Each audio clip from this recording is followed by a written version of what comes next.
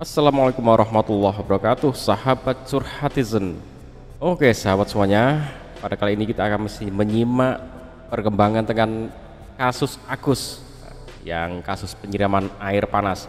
Oke, kita akan simak apa saja informasinya dan kita akan ambil pelajaran yang bisa kita petik untuk kebaikan kita saat ini dan yang akan datang. Memang ini kasus-kasus yang viral, tapi kita pun bisa mensikapinya jika ini ada pada kita dalam skala-skala yang berbeda. Oke, kita simak dulu informasinya, teman-teman. Untuk uang itu tetap dikembalikan kepada Agus. Saya berani taruhan, tidak akan ada yang berani menggunakan uang Agus, sekalipun Pak Menteri Sosial. Apalagi mereka-mereka ini yang nyimpan uang Agus, yang masuk dari rekeningnya Agus ya.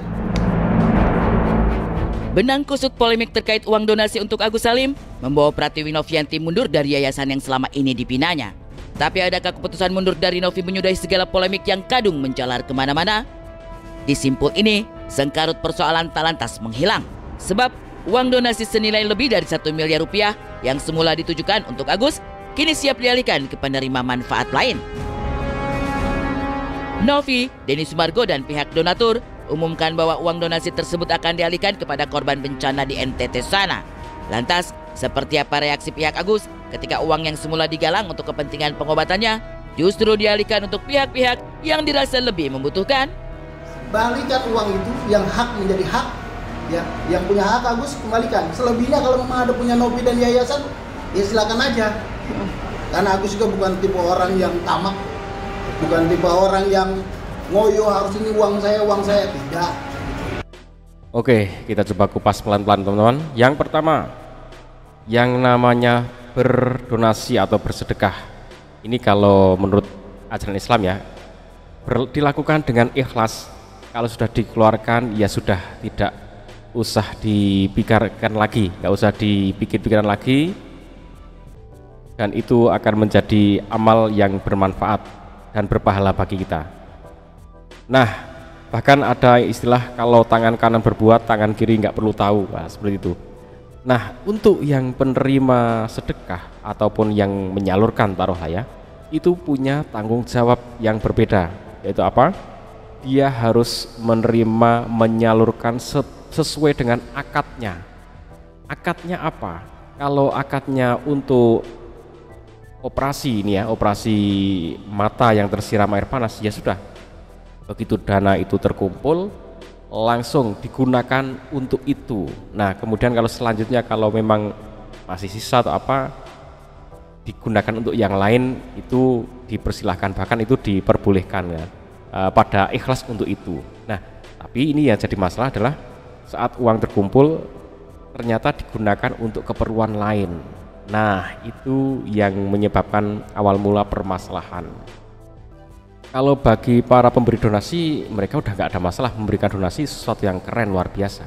Bagi penerima ini, yang menyalurkan dan menerima ini, kalau tidak sesuai itu ya salah ya, karena tidak sesuai akad awalnya. Misalkan orang berdonasi ini untuk apa? Untuk bangun masjid, kok ternyata digunakan untuk keperluan yang lain, itu salah, nggak boleh. Jadi memang harus sesuai dengan akadnya. Dan ini kan berarti pas di awal-awal dulu ya, itu kan tidak sesuai akadnya. Kalau terus itu ada beberapa orang yang nggak terima, kemudian justru jadi masalah. Malah kalau nggak sesuai akadnya untuk itu ya mereka malah nggak mengizinkan, ya itu wajar.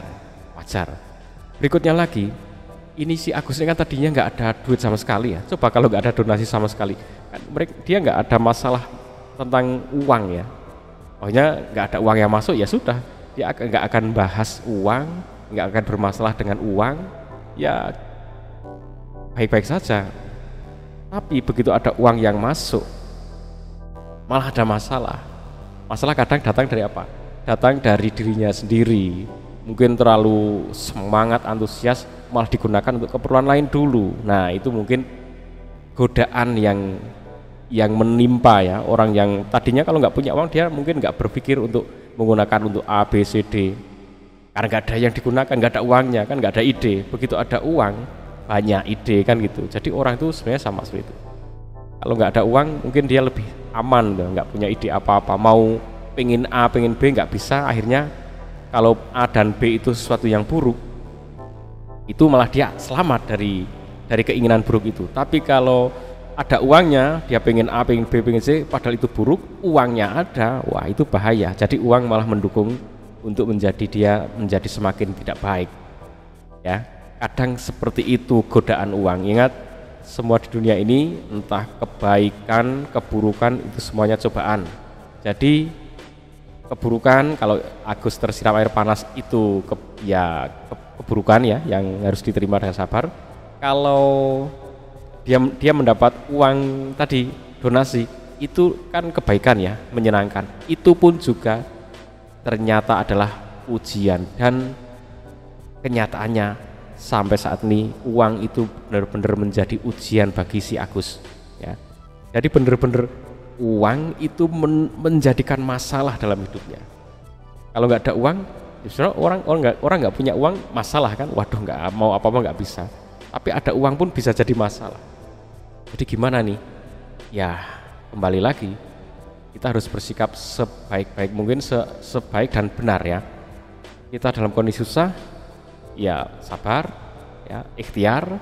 Kalau Allah berikan kemudahan, diberikan rezeki, diberikan awal, ya bersyukur ya, melakukan sesuai apa yang seharusnya dilakukan dengan benar. Nah itu istilahnya sabar dan syukur. Kalau kita lewat dari dua hal itu, kalau dikasih ujian buruk nggak sabar, dikasih ujian baik uang juga nggak bisa syukur, malah ngelunjak, semuanya menjadi bermasalah. Jadi kita tetap akan bermasalah dalam kondisi apapun, kondisi susah masalah, kondisi seharusnya senang pun menjadi masalah.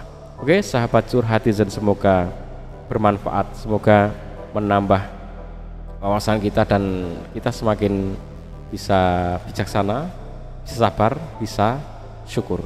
Assalamualaikum warahmatullahi wabarakatuh.